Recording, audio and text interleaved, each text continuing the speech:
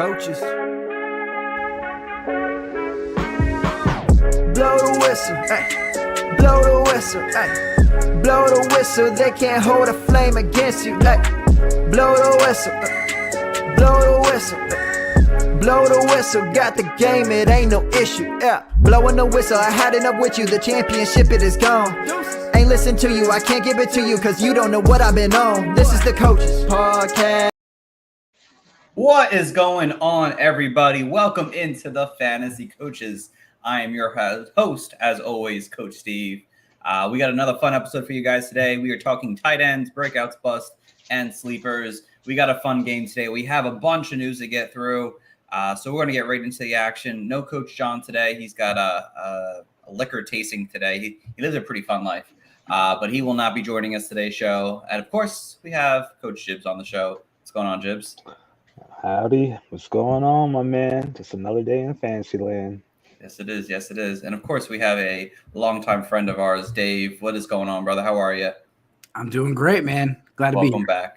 Welcome back. So we're glad to have you. So, all right, guys. So like I said, we have a lot to talk about today. We're going to get right into it. We're not going to mess around today.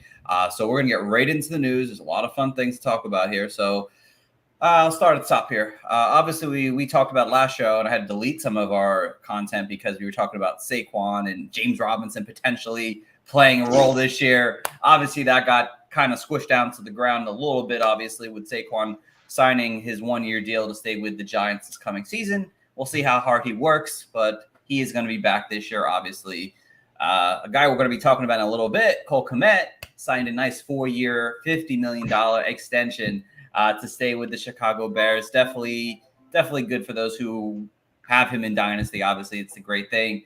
Sony Michel retires. 5 years in the league. He is done now. And then the Rams go and sign Royce Freeman, a name that you probably remember back in his days in Denver when he had a hype for a season, but he signs there to compete for that backup job behind Cam Akers. The name to probably remember for their waiver wires during the season. So obviously Dalvin Cook, Zeke Elliott both made some visits over the weekends. Cook went to the Jets.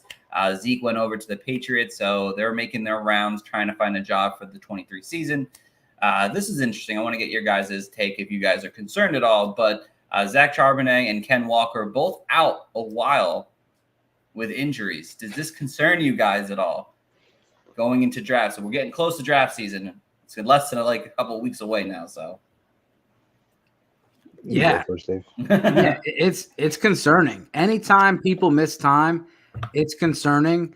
And then you're looking at both of them not having a very short window before they have to turn around and play. And so you see it sometimes with these holdouts and things like that. You can have other injuries, soft tissue injuries and stuff, because the conditioning is not the same when you're rehabbing from an injury or sitting on the sideline versus, full participant in training camp. I'm a little worried. I don't know what the injuries were specifically, but I would say hopefully that drives down Kenneth Walker's price, because I do not like him where he's going around round 3, round 4 right now, or early round 4. So if that could go down a little bit, that's all in our favor as the draft season approaches. So Ken Walker has a groin injury right now, and Zach Charbonnet has a shoulder injury. So those are the injuries of these guys. Definitely, you don't want. I'm definitely going to be watching what the injury recovery and the injuries continuing over this next month, because I probably would want to stay away from both these guys. But it actually might help Ken Walker a little bit. I mean, I know both these injuries kind of suck, but keeping Zach Charbonnet off the field as a rookie to learn and everything like that is definitely going to help Ken Walker out. I think maybe a little bit. We'll see. We'll see how long they're both out for. Obviously, guys like Kenny McIntosh, DJ Dallas might creep in at the end of your drafts now a little bit. I don't know how you guys feel about them. I don't know if that is something you guys would consider now, taking a late round flyer on these guys in the second to last pick of your drafts. Yeah, Kenny McIntosh is the one that's trending, as far as sleeper, a very added player. In Dynasty. Yeah, and some people might have DJ Dallas. I think for redraft purposes, this doesn't mean anything for those guys. But I will say this. If you see them sign players, don't overreact. If they signed Ezekiel Elliott or Leonard Fournette or Kareem Hunt tomorrow, that's a sign there's a problem. But if they go and sign some camp bodies, then like don't panic. Let other people panic, and like Jib said, hopefully you get a discount on Ken Walker when it comes draft season. Absolutely. And of course, obviously some big drama news that's coming in the world right now is Jonathan Taylor possibly putting on the NFI in the injury, NFL non-injury list. Obviously, he had a discussion with the owner, Jim Irsay, this past weekend, and now he requested a trade. And now there's a potential injury he had for private workouts. And then he said it's not an injury. I don't have an injury. So does this concern you guys wanting to draft Jonathan Taylor this year? Because it is for me. I don't know if I want to touch Jonathan Taylor in redraft. It seems like a ticking time bomb. Like, hopefully, like it does get resolved before the season starts. But like, there's already like bad optics about like how the offense is going to look or how he's going to perform with the offense. So like, it's looking like it's a no go for me. Hopefully, I don't have to deal with the decision. Yeah, it's a big concern, and like I said, we've seen this happen where players, they hold out or they do something where they miss time. And then next thing you know, they have a groin injury or a hamstring injury or a calf injury. And then it takes 8 weeks for them to get better. And it's like, did it take 8 weeks for them to get better, or were they just milking it because they didn't care? I mean, I don't know, but like, I do think that conditioning is a huge part. And people that like every season we have, oh, this guy's he's on a suspension, so he's going to be a discount. Go pick him up in your drafts. How many people did that with Michael Thomas last year? Like the year before, I forget maybe who it was, but like these guys that start off with injuries tend to get hurt again. Yes, that's exactly. It's the best way to put it, honest. That's why Jonathan Taylor and now these two Seattle running backs are players I'm definitely pushing down my one-ability board for sure, because I don't want to deal with injuries. Injuries are never good prior to the season. So, and of course, to stay in Indianapolis, Zach Moss, broken arm, out 6 weeks now at least. So there goes the Zach Moss hype right out of the door really quickly. But now we have Deion Jackson, Evan Hall. Do these guys now intrigue you guys for the season now? Redraft season, they'll have some appeal, but they might be starters, so we'll have to see. But they could be starting early on in the season. Well, we'll see in a couple of weeks. I don't want to like get the hype train going, I respect it. But we should keep an eye on the situation and take a flyer on Evan Hall in the late rounds if we draft him this early. Sickos. If you have Jonathan Taylor, you have to get some type of insurance because of the unknown right now. And unfortunately, we don't know who it is. Honestly, based on the way they used Zach Moss at the end of the season last year, I would say it would be Zach Moss over the other guys. They did play Zach Moss over Deion Jackson at the end of the year last year, and Moss was all right. It's a different offense, different scheme, and Evan Hall is new, but Evan Hall didn't get like third-round draft capital or anything. So I think you maybe take the cheapest guy that's available and try to hedge your bets if you have Taylor. If not, I'm really going to avoid the situation, let somebody else deal with it. Yeah, agreed. And if things get worse, I really could see like a Zeke or a Kareem Hunt ending up here just because teams want to be competitive. I'd be wild, but we'll have to wait and see. Obviously, there's Jonathan Taylor can play week 1 and call it a day. But again, things like this you need to keep your eye on as we progress the rest of this next month here. So, of course, some sad things. Tim Patrick, torn Achilles, left leg, already out for the season. Hate to hear that after missing all of last season. He's already 29 years old. Definitely a major blow to those who like Tim Patrick, like myself. KJ Hamler is getting released from the Denver Broncos today too. So that is the Marvin Mims push up a little bit. So, and obviously, Jerry Jeudy and Cortland Sutton are going to full command of that wide receiver room for sure. And then last but not least, Joe Burrow. This was definitely a major scare last week when you saw the video of him limping very hard after running on a scramble. Calf strain out several weeks now. Depending on the severity of the strain, it could be a week or you'll be back. It could be, up to 6 weeks for it to fully heal correctly. So is Joe Burrow becoming a player you're trying to now avoid in redrafts? Does he get pushed down at all Are you still taking him in that round 4 or 5 range? Sign me up. Yeah, no, Okay. no concerns. Yeah, good. Good. All right. Like it. All right. That's really easy. So no scare on Joe Burrow, guys. All right. We're done with the fantasy news, obviously, for the day. And now we get to our new fun segment of the show today. This is hopefully going to be very quickly and fast. I did not do it this time. It's the You wanna join Immaculate in? Grid.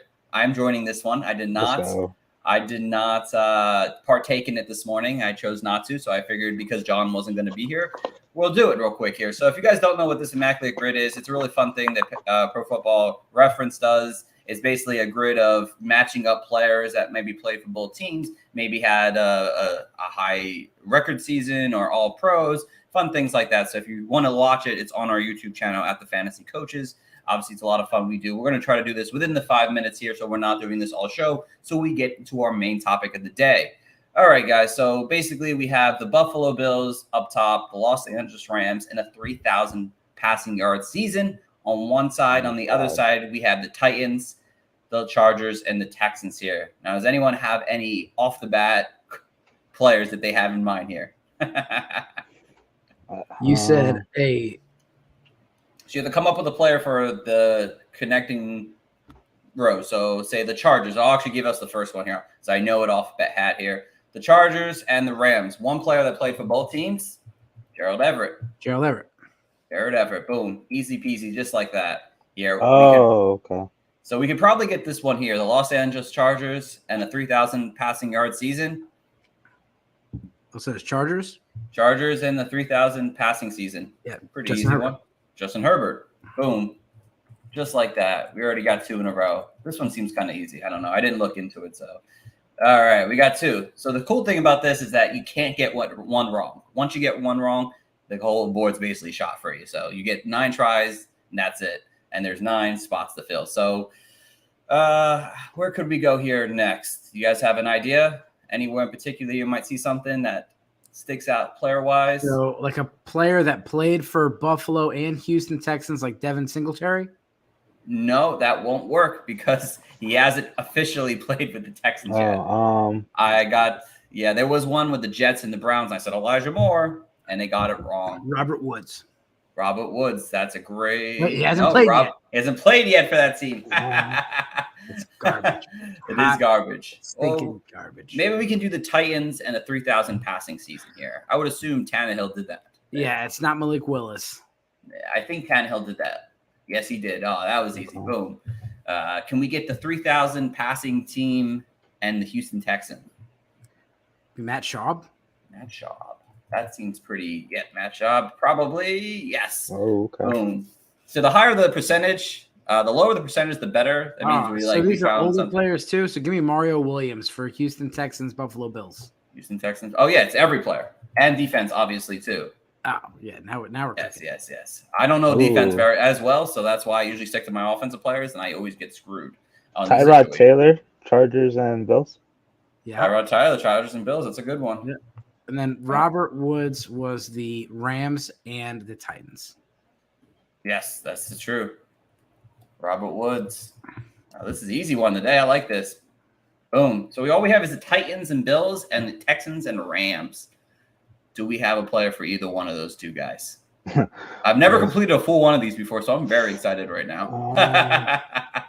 I feel like there's like a tight end that played for both the Bills and the Titans. I just can't picture it off. I was about to say Royce Freeman, but he hasn't started yet. But we've definitely finished this board if they would give us those. They would. Additions. Oh, they absolutely would. That's the thing that bothers me the most. Oh man, is there a quarterback that might have played for both teams? Running back. I feel like there was a wide receiver that played for the Titans and the Bills. Oh man, this is definitely a tricky one here. Texans, Rams. Man. Texans haven't been around that long. They really haven't been around that long. See, the thing is, the defensive players, if I knew defensive players, I feel like this would be so much easier.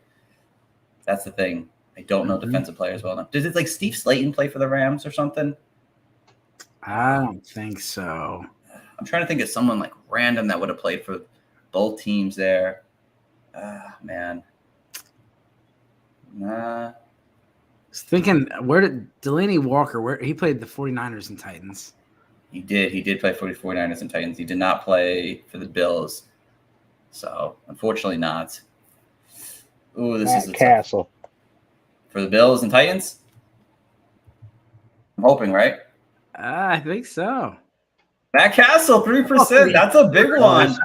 Wow, that's a big one. Wow, that's real deep. I knew there was somebody. This last one, the Rams and the Texans. This Photoshop Royce Freeman into there, or not Royce Freeman, the other running back. There has to be Philip somebody. Lindsay? Wait, Philip was that? Lindsay? Who was the other team? Rams and Titans. Rams and Titans. Oh, yeah, I was saying Robert Woods would have been for that one too. Would have been a good one for that one, definitely. Oh man, that's tough. David Johnson didn't get over to the Rams, right? It was the Saints, right, last year? Okay. Yeah. Man. Brock Osweiler. I feel like some random backup quarterbacks would have went to the Ram. Sam Bradford? No. This is going to be. No, Kenny Britt is what I was thinking, but that was Titans and Rams. Oh, yeah, you're right. Texans is hard. It's just such a. It's a newer team. Mm-hmm. It's a new team. Yeah, this is going to be tough. Yeah, we only got another minute here before we give up and we move on with the show today. But we did pretty good early on. I'm pretty proud of us, honestly. If anyone is watching, please let us know where we got it wrong. I'm trying to probably already Googled it. And, Rams and Texans. Oh, man. I'm trying to think. Oof. That's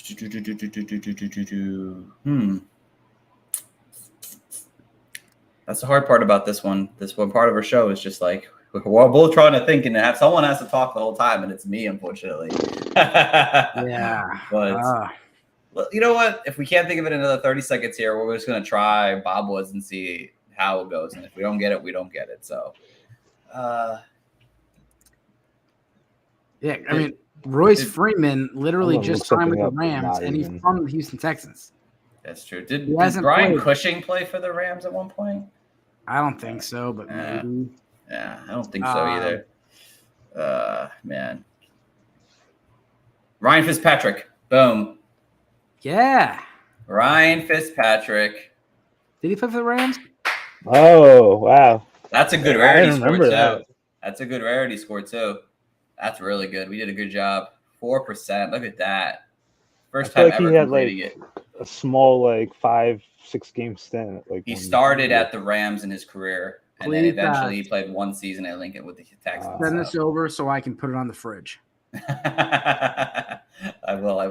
All right, let's stop sharing here. Now we'll get back to the main topic. So hopefully you guys enjoyed that. We will be, if depending on times with our show, we're going to be doing that most weeks. It's a little fun thing to do, and if you guys want to tune in and play along with us, you can. So, all right.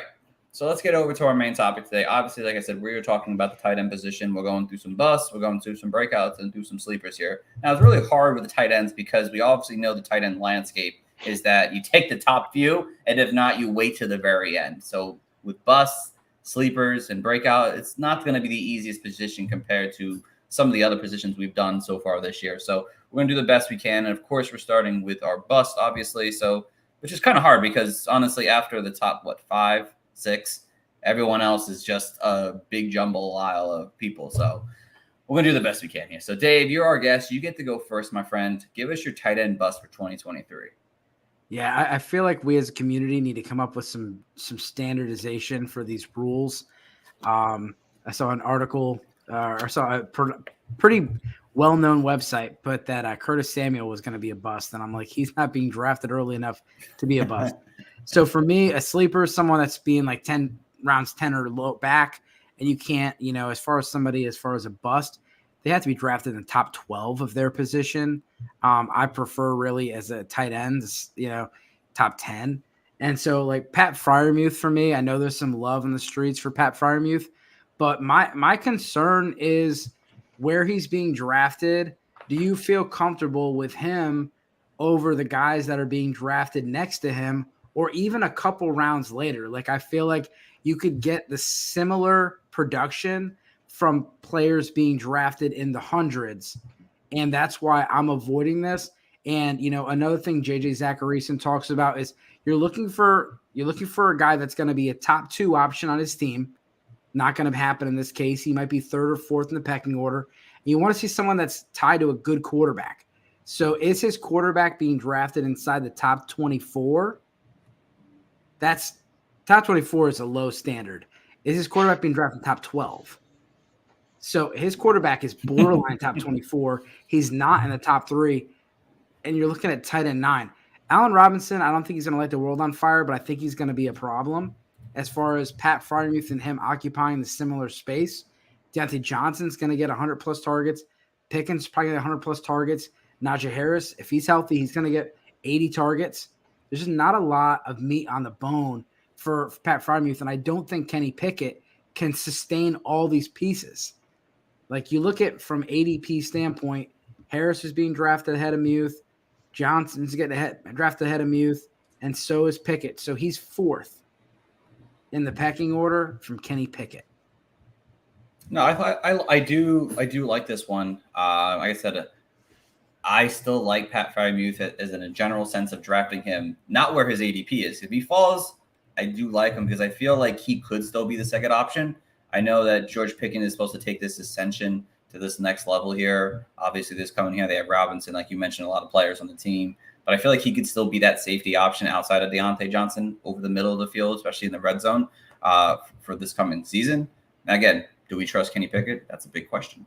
But he was tight end 11 with Kenny Pickett when he finally got on the field. But you're drafting him two spots earlier. I mean, that it makes a ton of sense why he's a bust for this year. Because I think he could be a tight end 1, but tight end 12, sure. But you're drafting him as a tight end 9 with upside potentially. There's no upside in Pat Freiermuth. So yeah, I do agree. I think like where he's getting drafted is basically at his price. So if everything goes right, I am a believer in Kenny Pickett. I think he might have a little spice this year, and I think Pat Freiermuth also could deliver, but like it's not justified right now. And you also know like the tight ends could just shuffle up and down. Like Steve just said, he could be tight end 11, and you could see like, God forbid, like David Njoku or something who's getting drafted as a tight end 10 creep up and above him. So it's a roller dice moment, but like I feel like when I draft tight ends this late and I don't get one of the top guys, like I'm just pinpointing value. What is the best one I could get at the right price? And he's probably not on that top of that list. So agreed. All right. That was a good one, Dave. All right, Jibs, over to your tight end bust for 2023. Who you got for us? It's going to be Cole Kmet. I believe he's currently being drafted as a tight end 13 right now. For some reason, they got Chig pretty high, so I think like some of that will fluctuate, and he's pretty much being drafted as a top 12 tight end. So like I'm scared of his utilization. Obviously, a lot of people are expecting a jump for Justin Fields this season, but I'm not a positive that's going to make Cole Kmet as appealing. He finished as a tight end 7 last year. He had 69 targets, 50 receptions, and 7 touchdowns for 500 or 600 something yards, but like he was a leading receiver on the Bears. Now they have DJ Moore. Every time you look at your Twitter thing, DJ Moore, Justin Fields this, DJ Moore that, DJ Moore this. All I hear about the Bears camp. So like they got this guy, they brought him in for a reason, and you're telling me Cole Kmet's gonna like deliver on like some of the stuff he did last year, being the leading receiver and whatnot. I think it's a DJ Moore show, and I think he's gonna be more of a touchdown or a bust tight end. And I kind of don't want to do that if I'm missing out on like some of the guys in the top 12 or top 10. So like if you're one of these suckers who missed out on the whole tight end barrage, just don't do Cole Kmet. It's a fade for me. Like, Dave, how do you feel about it? Do you agree or disagree? Yeah, again, it's similar. You're looking at someone that it's just you can get similar production from guys that are lower. He benefited last year from no one else being around. And DJ Moore and is going to zap away a lot of the targets and production for him. It's not that I don't like Kmet. It's not that I don't like Pat Freiermuth, but these are guys that I feel like are being drafted more towards their ceiling, and so that's where you get the bust. Where like 124, I'm okay with this, but you could probably get someone cheaper that's going to offer the same or better production, and you're going to get a better player at the 124 spot.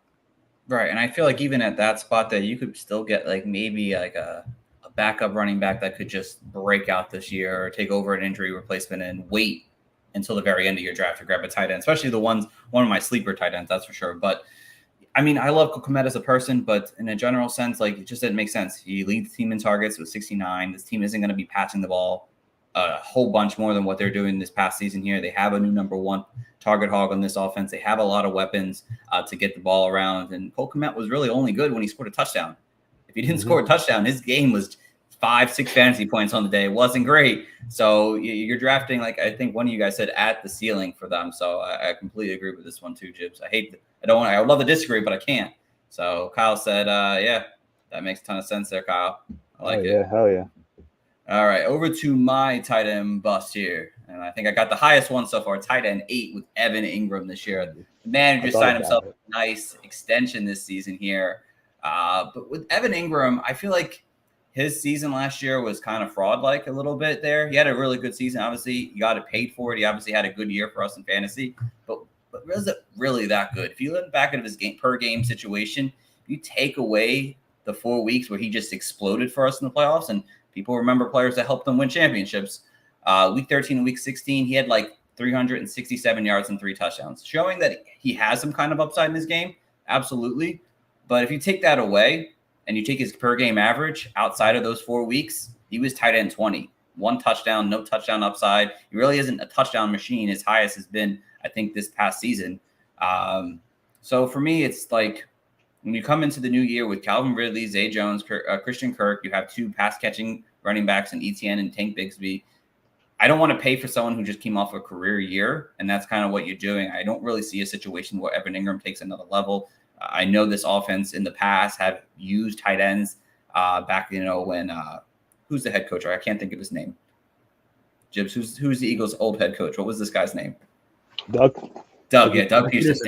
Thank you, Doug Peterson. Yes, he used tight ends back in the day with Zach Ertz and whatnot, but did the Eagles really have 2 elite wide receivers? Not that often there. I mean, they use their tight ends. So with Evan Ingram, I just don't like this. I feel like you're drafting him at his potential ceiling if everything goes right, and I'm nervous about that. Yes, he had a fantastic year.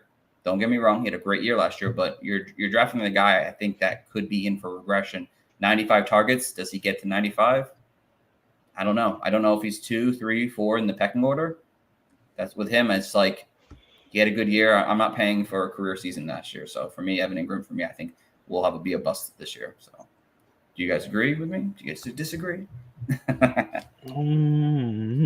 Like I thought about putting him on my bust list, so I do agree with your points. There's definitely a lot of cooks in the kitchen. So and tight ends could be finicky. So like the historical usage of Doug Peterson's offense, like you have all valid points. So yeah, it goes again. Like these mid-round tight ends are hard because you're struggling to find somebody. Yeah. But like there's a whole clump of them that could finish here. And the beauty of Evan Ingram last year was you're getting him at pick 180 and versus pick 80. And so like it's going to be hard for him to repeat last year with Calvin Ridley on the field. I do think Zay Jones is the one that gets hurt the most. That Evan Ingram will still have a good season, but does he have a top 5 season again? Probably not, because he's going to be behind Kirk and Ridley in targets on a team that's going to run the ball quite a bit and still has Zay Jones and other players. Of course. And again, the word bust for fantasy is a player who, where's my thing here? A highly regarded player who will underperform in 23. And he's a highly regarded player, did very well last year, very good player, but does he live up to tight end 8? That's a big issue for me, and I don't think he does. So yeah. Yeah, I mean, I think he has more upside than Pat Freiermuth. Kyle just said that.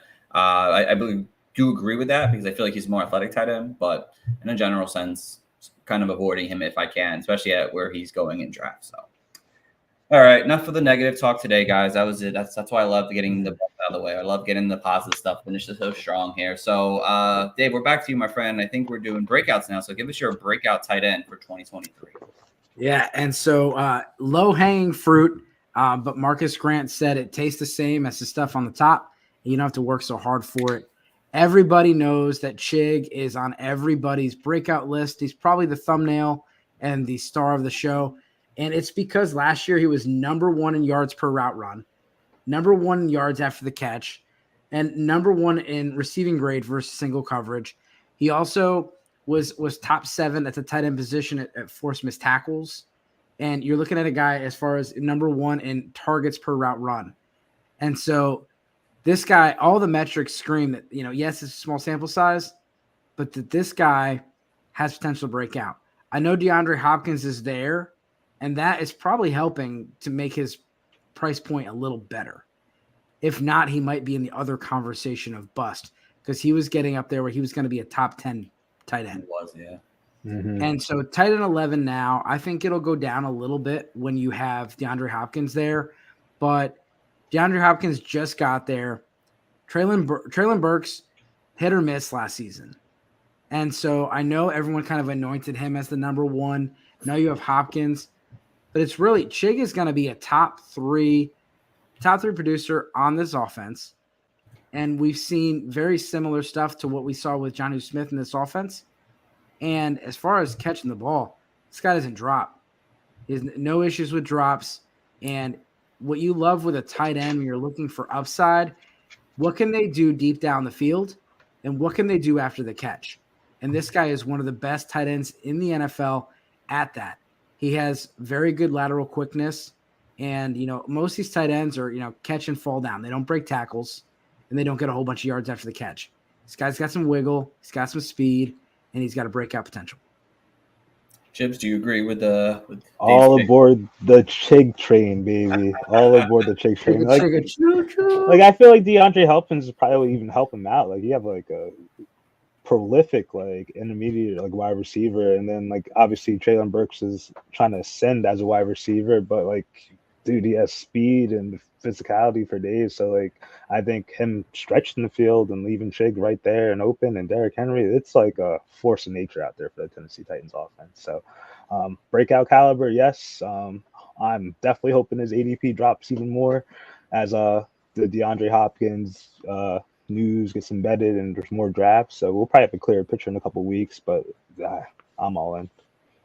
Yeah, I'm torn with it because I was in on the breakout season before Hopkins, and I don't even like Hopkins in Tennessee. I feel like that's going to end up being a bad thing at the end of the day.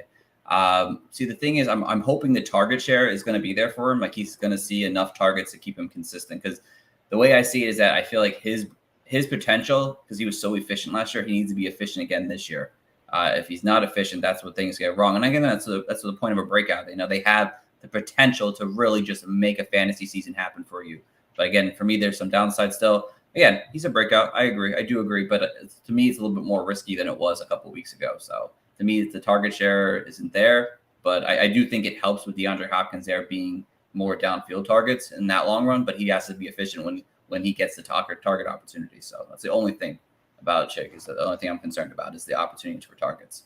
No, I completely agree. It was it was sunny, and now it's partly cloudy or cloudy skies for his outlook. So. Right, and that's kind of the way I feel about it. But it's still a good one there, Dave. So it's not hard to argue. It's too hard. It's not enough to argue about it. So I like it. All right, Jibs, give us your takedown breakout for the year. All right. By your definition, the guy who's gonna have his best season or something. So Gerald Everett. And statistically, he had his best season ever last year. He finished as a tight end 13 in PPR leagues, 58 receptions, 555 yards, and 4 touchdowns. And obviously, I know we just banged on it before, but Everett has a lot of competition with targets. You have Keenan Allen, Mike Williams, you have Quentin Johnson now, even Austin Eckler. But I'm going to go with offensive philosophy again. If you heard the show last week, Kellen Moore, he's the OC for the Chargers now, and he was there for 4 years as OC, and I believe he had 4 tight ends finish in the top 12 each year. So if this is Everett's year, it's going to happen. And I believe if you want to run it down, his tight ends, you had Jason Witten and Dalton Schultz for 3 years. They basically averaged 70 receptions, 632 yards, 5 touchdowns, and a team target share of 20%. It's going to be hard to replicate what the Chargers, but I do like some of the opportunity and where you're getting them at in drafts. So, Dave, how do you feel about Jared Everett? Do you believe in a breakout potential or no? Yeah, I mean, with the price tag, you can put him in the sleeper category too. I think he can do better than last year, and I love the point about Kellen Moore. When it comes down to it, you're looking at, a lot of people out there want to say, well, this is what happened last year. Well, if there's a new offensive coordinator and new players on the team, it's really hard to say this is what happened last year. But the offensive coordinator's trends will definitely be predictive. You look at Mike McCarthy, like Mike McCarthy taking over as a play caller, you can look at what he did at Green Bay and translate it to projecting for this year. And Kellen Moore, absolutely. And so, yeah, there's a lot of mouths to feed, but there's going to be a lot of food on the table. Kellen Moore throws the ball a lot, and this is a very fast-paced offense. Joe Lombardi was another, kind of an old-school approach, and so you're not seeing such a fast-paced offense. Like you're going to see that with the Ravens. Like maybe they're not going to pass the ball a whole lot more as far as like a percentage-wise, but they're going to have a whole lot more plays run because they're not moving at a snail's pace every time they touch the field. And so this is going to be a fast-paced offense. You're going to see a lot of no huddle, and you're going to see a lot of throwing the ball because you're going to see Justin Herbert seeing Gerald Everett against the tiny little corner, and he's going to throw the ball to him. Yeah, no, I do like this one there. A lot, Jibs here. Kind of going off my point for my sleeper, but Kellen Moore is going to help make this offense great, and Jared Everett is going to be a big part of this offense here, especially when with the injury concerns with Keenan Allen, Mike Williams coming in off the field here. Jared Everett was able to be really good last year, tight end 14. I feel like there's potential for it, especially when you're getting him out in drafts. And he might not even get drafted. That's the thing. He could end up having a waiver wire breakout season this coming year, and I'm in for it. So I like that one there a lot, Jibs. All right. Over to my tight end breakout this year. It's Sam Laporta as a rookie. Yes, I'm picking the rookie to go and break out this upcoming season here.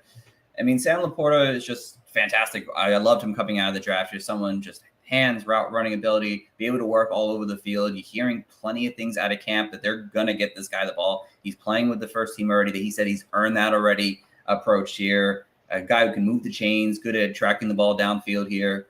And again, they need somebody to step up here in Detroit. They have Amon St. Brown. He's going to be a machine monster, but they don't have a number 2 option currently at the moment, unless you consider Gibbs is obviously that option, which he can definitely be for sure. But with Hawkinson last year, when he was there, he was second on the team in targets. And I think Sam Laporta can kind of fill in that role very well. Jared Goff has done very well over the years with tight ends. He's played well with them. He's helped Tyler Higbee come out. He helped, Jared Everett at times when he was there. Obviously, him and Hawkinson played well this past year before he was traded. So Sam Laporta, you're getting him so late in drafts that he could truly make a difference for your team here and have a really big season ahead of him this year. And I'm excited for it. Again, Dan Campbell's a former tight end. I'm sure he would love to see a player who he loves just break out as a rookie here. So where Sam Laporta is going, I expect a big breakout season for him this coming year. And you're going to get him in round 12, 13, 14, 15 in draft. So do you guys agree? Do you agree in the rookie? I know it's tough. Rookies are hard to break out year one. I get it. Yeah, it's very hard. I do get it. And I know it's against the norm, but I feel like with this guy and the opportunity he has in this offense here, it just makes so much sense.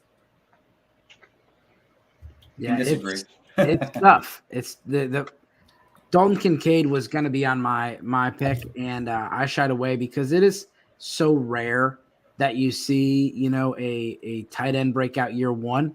But the logic behind it makes sense. And Jameson Williams, there's been a lot of negative reviews about what's been going on in camp. That just doesn't sound good. I do think that Gibbs is the number 2 target, but Laporta could be the number 3 target, or at least the number 3 target for a good portion of the season. He is a good, he's a versatile tight end that can do both things. I think he's behind Kincaid as far as the potential for a breakout this year.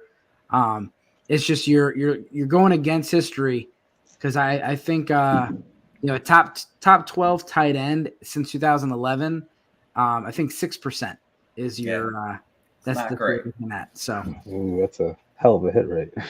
It is. I'm not too sold on it, but like I do get your case about like the enthusiasm and the whole like offensive scheme. So like if you do like try to go with this like avenue, you should definitely pick like some low upside guy and pair him with him. So at least like you can have like your breakout happening, because you obviously don't think it's going to happen in the beginning of the year. It's going to take some time. So give it some time and let it simmer. So not completely sold, Coach Steve, but you definitely been right, and I've You been don't wrong take Laporta, 100%. like you said, you don't take Laporta as your tight end 1, but Hell you no. take Laporta as your tight end 2 or 3 instead of a guy like a Hayden Hurst that's got a low floor and no upside. And Laporta, if he craps out week 2 or 3, you're just dropping him out of the waiver wires. But if he's good, then you got him. You don't have to spend any fabs. So like I'm totally fine shooting for the upside with your second or third tight end. He'll be a top 12 tight end after week 1. I'll tell you that. His week 1 performance will be a top 12 tight end. I'll bet. Bookmark it now. Bookmarking it now.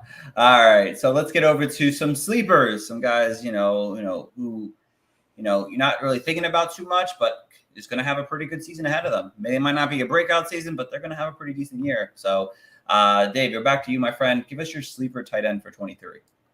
Juwan Man. Juwan Johnson. Love this pick. Got him. Actually, what I had his ADP a little bit lower than this, but tight end 17. This guy quietly had some breakout tendencies just last year. You look at his touchdowns, he had 7, which is 4th amongst tight ends. His ADOT, again, we're talking about, you're looking for a guy that's going to have a top 6 season. You want to get 1,000 yards of air yards, and you want to get 100 targets. I don't think he's going to get 100 targets, but I think he gets a lot more air yards than some of the guys we've mentioned earlier. He had 9.4 as far as his average depth of target. He was 9th in air yards amongst the tight ends and 9th in unrealized air yards.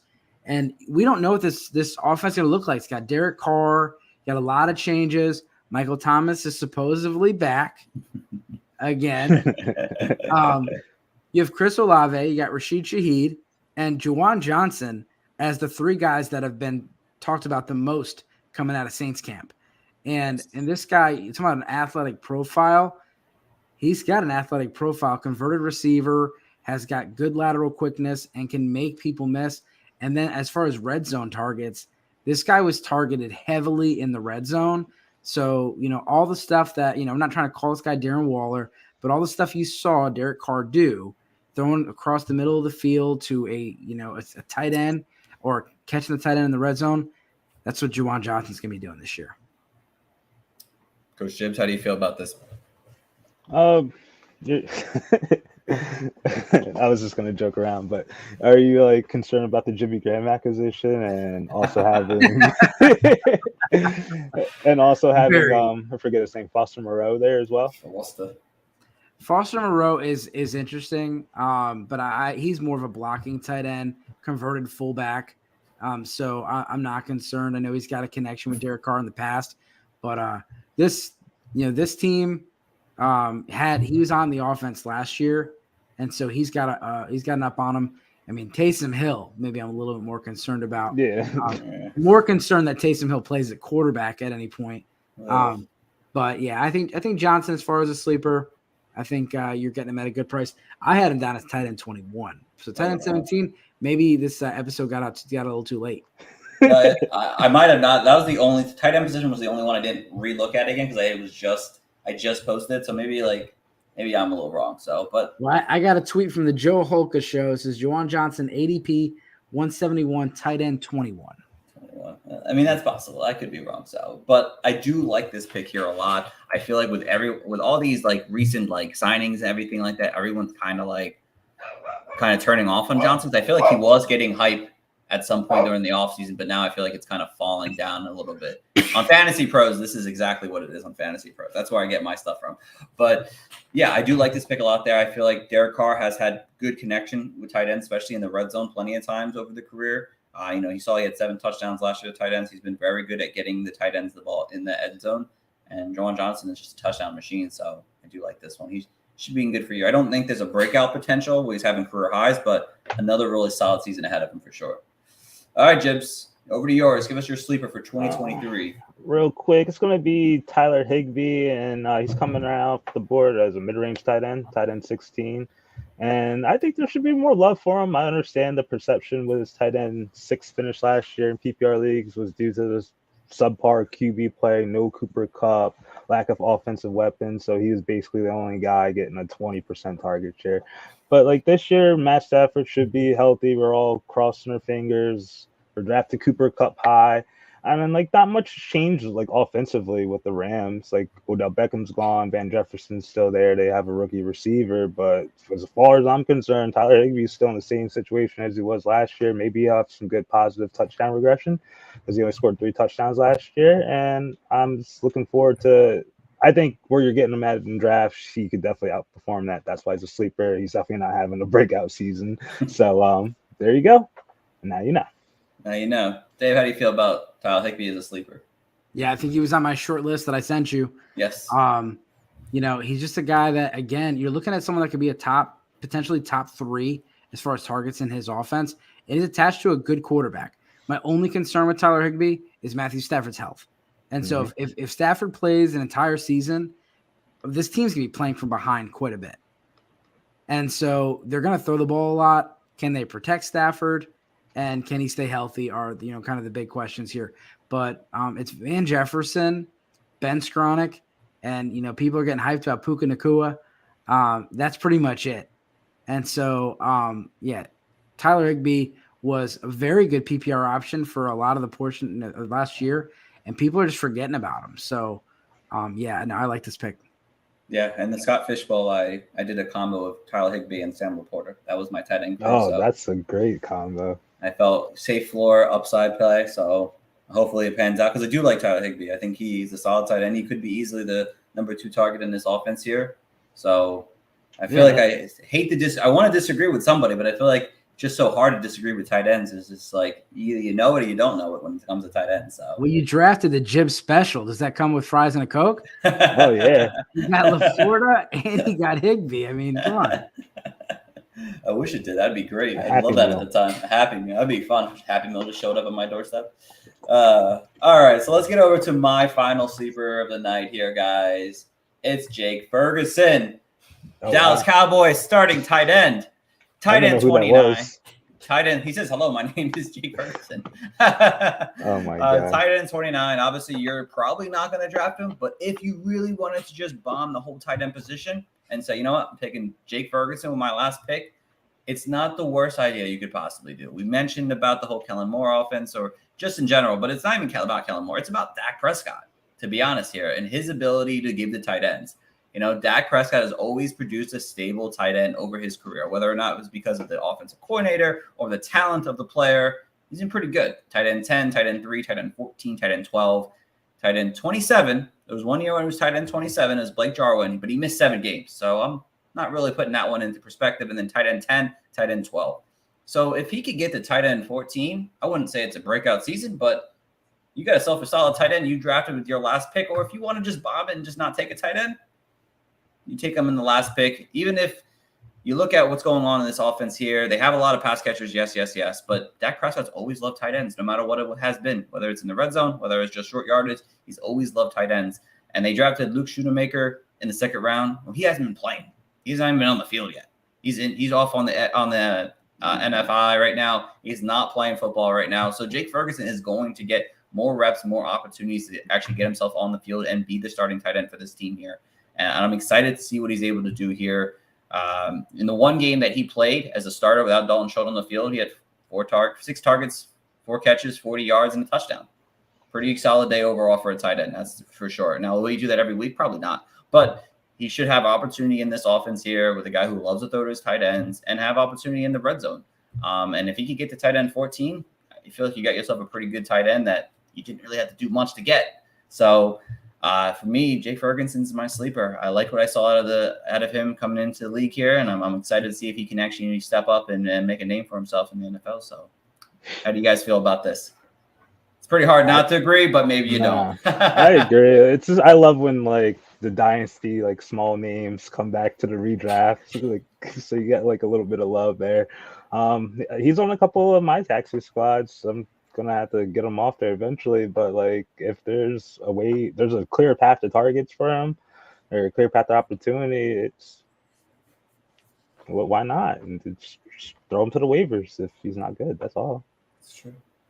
Yeah, I mean, when you're going for it at these, Ferguson, Tyler Conklin, Irv Smith Jr. I mean, yes, the likelihood of these guys hitting is very small, but the cost to acquire is not a lot. And so, like, I like this pick. And, you look at the Cowboys, it should be a good offense. I know they got Brandon Cooks and, Michael Gallup to go with CeeDee Lamb.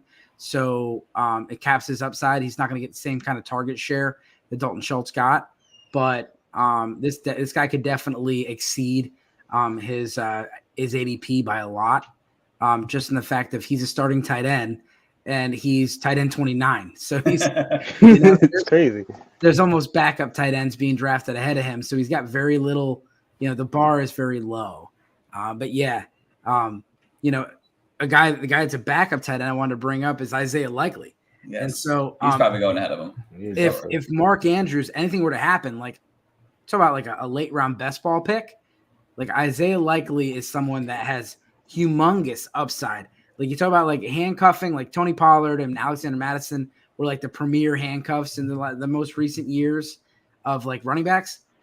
Isaiah Likely is the rare like handcuff, because if let's say Mark Andrews were to miss the entire season this year, he just said, I'm done with football, retire.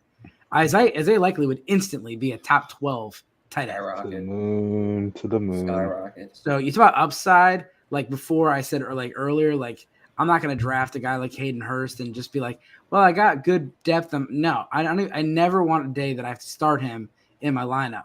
But Isaiah Likely, like he's sitting there and one play away from being a monster.